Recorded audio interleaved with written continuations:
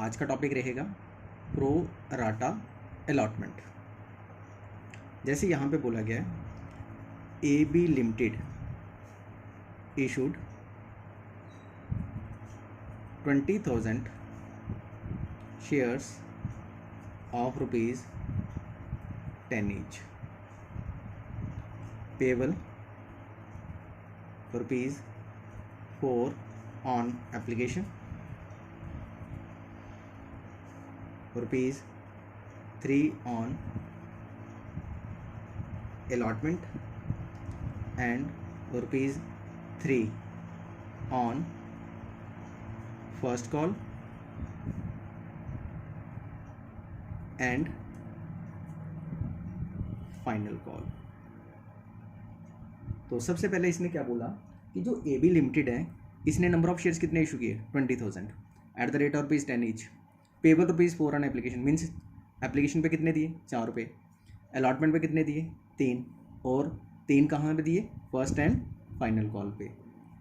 अब ये कंपनी क्या कहती है, application were received for 25,000 shares. हमें एप्लीकेशन कितनी मिली 25,000 शेयर्स की। The company decided to allot 20,000 shares on pro rata basis. Company ने कितने शेयर से अलॉट किए ओनली 20,000, और कौन से बेसिस के ऊपर प्रो राटा के। And surplus money was adjusted for allotment. कहता है कि जो बाकी पैसे बच गए वो हमने कहाँ एडजस्ट कर दिए अलॉटमेंट पे, जो अलॉटमेंट का ड्यू था। तो यहाँ पे क्या बोला उसने, pass journal entries if amount due was received. Simple सी बात कह दी कि जर्नल एंट्री पास कर दो, और साथ में बोला also show the share capital in the balance sheet, कि बैलेंस शीट भी बनाओ और उसमें बताओ कि शेयर कैपिटल कहाँ जाएगा। यहाँ पे लिख दिया share capital of the company. तो सबसे पहले एंट्री क्या लिख दी हमने, bank account debit to share application account, और नरेशन क्या लिखी, being application money received on 25,000 shares at the rate of rupees 4 per share, so that is equal to 1 lakh। यहाँ पे आके इसको हमने क्लोज कर दिया। अब हमने क्या करना था, जो शेयर एप्लीकेशन मनी थी वो हमने ट्रांसफ़र करनी थी। तो सबसे पहले क्या लिखा हमने, share application account debit to share capital account, और टू शेयर्स अलॉटमेंट अकाउंट। यहाँ पे अलॉटमेंट क्यों आया, क्योंकि जो बैलेंस बचा था वो हमने कहाँ ट्रांसफ़र किया, हमने शेयर अलॉटमेंट पे। तो यहाँ पे हमारे पास आ गया 1 लाख, यहाँ पे आ गया 80,000, और यहाँ पे आ गया हमारे पास 20,000। यहाँ पे 80,000 क्यों आया, क्योंकि हमारे पास नंबर ऑफ शेयर्स कितने थे 20,000 into 4 that is equal to 80,000, और जो बाकी एडजस्ट किए थे हमने 5,000 उसको हमने 4 से मल्टीप्लाई किया, कितना आया 20,000। तो ये पैसे वापस कर दिए थे हमने, एडजस्ट कर दिए थे, कहाँ पे किए थे अलॉटमेंट पे। तो यहाँ पे क्या लिखेंगे, application money transfer to share capital account on 20,000 shares and excess money adjusted toward share allotment।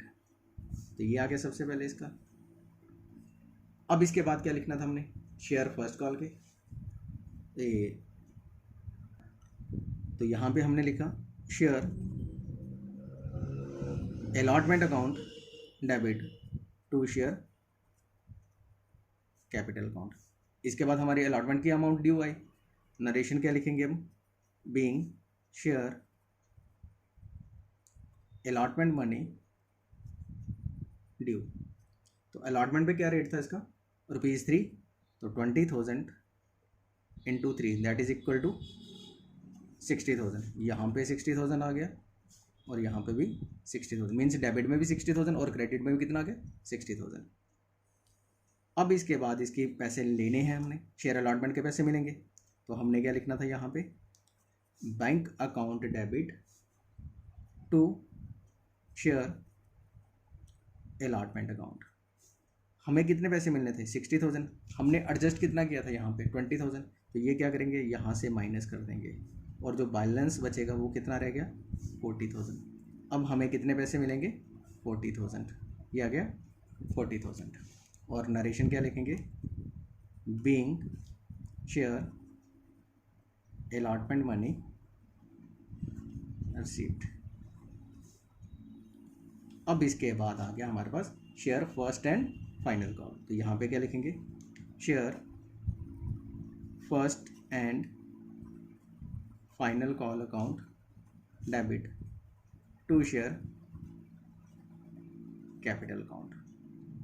हमारे पास क्या रेट था, 20,000 into 3 that is equal to 60,000।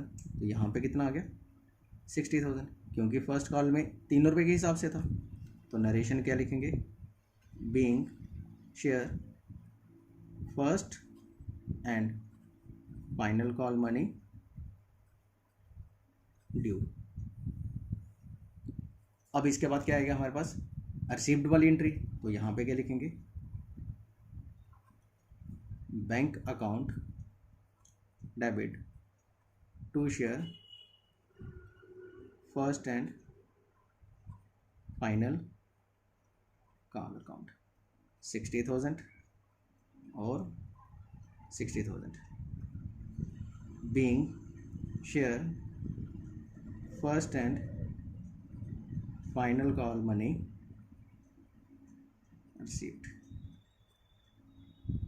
क्या गया हमारे पास, share first and final call money received. तो ये हमने पढ़ा आज प्रो राटा सिंपल केसेस में। Like a Hellcat.